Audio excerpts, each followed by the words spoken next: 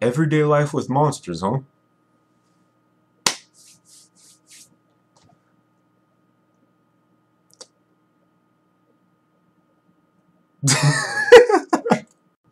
Hey you guys, what is up? This is the Anime Blaze coming to you with another video, that is right.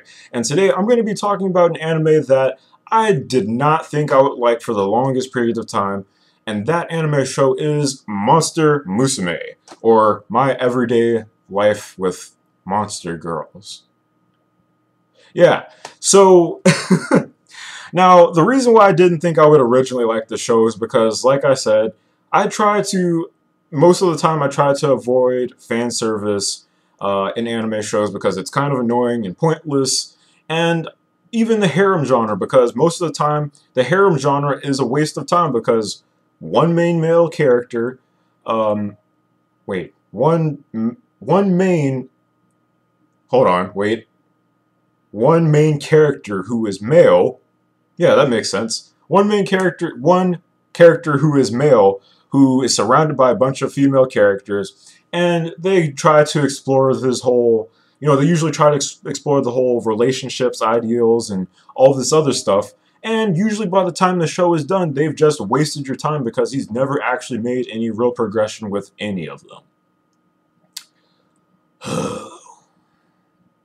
Now, I guess Love Hina might be an exception to that rule, but Monster Musume really got my attention because, like I said in the title, or like it says in the title, Monster Girls. Now, this isn't like your traditional harem anime. Are there actually going to be, I guess, are there actually going to be any real progression with the relationships between the characters? No. And that is coming from my own honest to God opinion. I do not think that there is actually going to be any real progression with that. However, the thing that makes this show successful is the fact that it is way different than your regular harem anime show. It's not just your traditional thing of, oh, one male main character surrounded by a bunch of girls and that's it. No, every girl in the show is a monster and they have their own it's kind of funny because each of the characters have their own culture, their own kind of style, their own way of living, and the show itself actually has a setting. Get that. The show actually has a setting for a fan service show. That's impossible. That's something that's unheard of, at least from what I know. Yeah, the main plot of the show is basically more or less monsters have been living in our society, or monsters really do exist. Centaurs, slimes, lamias, or lamias, snake girls, pretty much.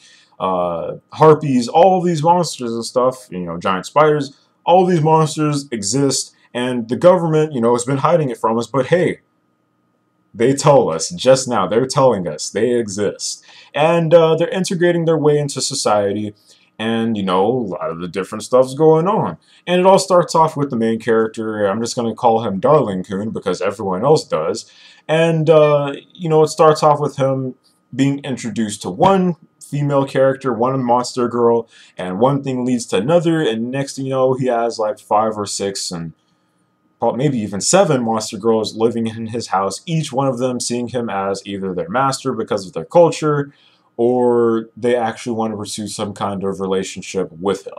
Now, this show goes beyond just using fan service. It does make a bunch of sexual jokes and references and all this other stuff, but it's a funny show nonetheless, and I really do appreciate that the show isn't your typical kind of anime that's just like, hey, fan service, hey, useless relationship, here's your useless main character, let's surround him with a bunch of girls and let's see how nothing actually happens by the end of these 16 or even 20 so episodes, So I really do appreciate the direction that they're going with this this anime. I'm going to continue to watch it, and after the show has ended, I'm going to read the manga because I've actually meant to read the manga before the show actually started. But hey, what can you do, right? I really like the opening and the ending. I love the characters, and especially the characters are really, really interesting. It's like I said, the cultures and all that stuff. But if you were to ask me, Blaze, who is your favorite monster girl? Well, in my own honest opinion, I'd probably say Centauria, because for some reason or another, with Greek mythology and all that stuff, man, I've always liked centaurs. It's always been kind of cool, half human, half horse. That, and she's just like a really cool character altogether. Let's see who else, and then Arachnia. You know, she's pretty cool too. So yeah, and let's add on top of the fact that we have your Men in Black kind of style, you know, with Smith-san coming into the story and creating the more or less the monster squad. I would say the monster squad, or the monster version of the SWAT team, to go in and handle situations where humans aren't allowed to harm monsters, but monsters are allowed to hurt humans. Funny how things work. So, anyways, guys, that's my opinion on Monster Musume. I really love the show. I'm going to continue to watch it, despite the fact that I don't normally watch fan service anime shows, or harems for that matter. And let me know in the comment section what you guys think about it.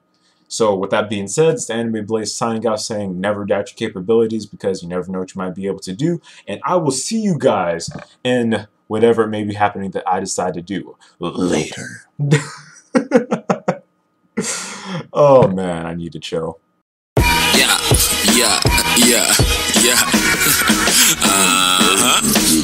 Come and take a ride and step inside a young inspiring mind. Lyric genius like a snowflake, holding like no other kind. Bold italicized, I'm pro and going for that local grind. After glow shine, evolving like the humankind. Moving faster than a speeding bullet, shooting through a riff in time. Music soothing, hella coolin', aloe vera metric rhymes. Slicing metrics exercise, that's my demons exercise. Testing for success, no less, now let me hear you testify. This is my expression of villainy, bring depression to enemies. Teach a lesson, no stressing, investing into my energy. Best of best.